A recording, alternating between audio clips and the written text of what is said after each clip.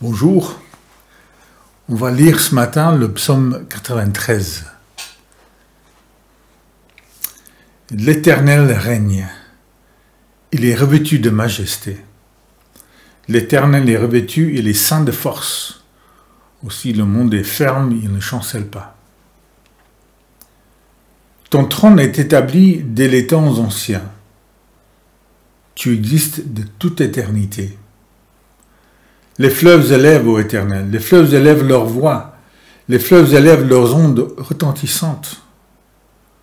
Plus que la voix des grandes, des puissantes eaux, des flots impétueux de la mer, l'Éternel est puissant dans les lieux célestes. Tes témoignages sont entièrement véritables. La sainteté convient à ta maison, ô Éternel, pour toute la durée des temps. On a pensé à quitter la France. Pas nous.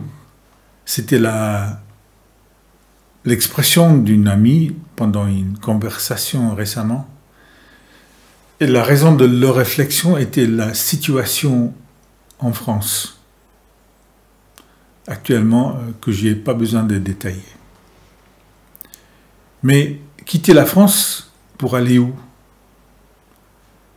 Nos accès aux informations ne nous laissent pas beaucoup de raisons de croire qu'il y a des havres de paix, d'harmonie et d'avenir rassurant dans ce monde. John Wesley, le grand prédicateur qui était à l'origine des églises méthodistes, quand on lui a posé la question « Pourquoi vous lisez les journaux ?», il disait « Je lis les journaux pour voir comment Dieu gouverne le monde. » C'est une question de perspective.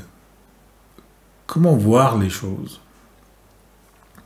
Pendant 20 ans, j'étais prof de dessin dans une petite école privée d'esthétique. Et donc des filles, des élèves étaient des filles d'âge lycée et souvent plus âgées aussi. Et au début de l'année, je les amenais à un parc.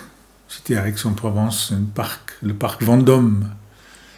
C'est un parc très foncé, petit Versailles si vous voulez, avec comme vous voyez dans le dessin là, un beau pavillon au fond, des pelouses très carrées, un bassin au milieu, des rangées de platanes à chaque côté, et puis des petits allées là. Alors, nous allons nous asseoir sur un banc sous les platanes. Je demande aux élèves je leur dis, dessinez ce que vous voyez. Alors, plus que la moitié des élèves me rendent un dessin comme ce dessin que vous voyez là. C'est-à-dire, comme s'ils voyaient d'en haut, vue d'oiseau. Alors, c'est pas ce qu'elle voyait. Elle dessinait ce qu'elle savait ou pensait savoir. Parce que nous pensons savoir des choses, mais nous ne savons pas toute la vérité. Alors que la vision plus exacte de ce qu'elle voyait de ces bancs-là était plutôt ce dessin-là. Et la perspective du psalmiste dans ce psaume est l'Éternel règne. Yahvé Malak. C'est le thème des psaumes 90 ou 99, entre autres. Et là, on voit l'Éternel règne et on voit ses habits. Il est revêtu de majesté. Il est ceint de force. Et pour ça, le monde est ferme, il ne chancelle pas. Et dans beaucoup d'autres textes, nous voyons des références à sa gloire, sa lumière, sa sainteté, qu'il est juste, fidèle, véritable. Et puis il y a des images pour décrire les forces du mal. Verset 3. Les fleuves élèvent ô Éternel. Les fleuves élèvent leur voix, leurs ondes retentissantes. Le 19 septembre, dans notre village, dans les Cévennes, nous étions secoués par des torrents d'eau qui ont laissé 2 morts et des dégâts pour des centaines de milliers d'euros. Des entreprises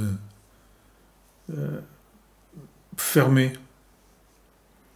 Donc ça a bien touché l'économie de la région aussi. Et une des personnes avec qui on a parlé un peu de Dieu, parce que, voilà, dans une conversation, une personne qui a beaucoup perdu pendant ces inondations et qui passe aussi par des problèmes graves de santé dans sa famille. Elle a dit, je ne veux pas entendre parler de Dieu. On peut rester amis, mais ne me parlez pas de Dieu. C'est une autre perspective. Et on comprend la réaction de cette personne. Mais ce que le psalmiste nous encourage, c'est de croire quand même, de voir, de se rendre compte que Dieu règne. Il est roi pour toujours, pour toute l'éternité, toute la durée des temps. Il a bien gouverné le monde avant notre arrivée. Il va bien gouverner le monde après notre départ. Donc, il peut bien gouverner le monde et nos vies pendant nos séjours courts dans ce monde, dans cette vie. Quelles que soient les conditions de notre vie, quelles que soient les souffrances, les problèmes autour de nous, quelles que soient nos réussites, Dieu règne. Et on peut lui faire confiance. J'espère que cela soit une source d'assurance pour vous, comme c'est pour moi.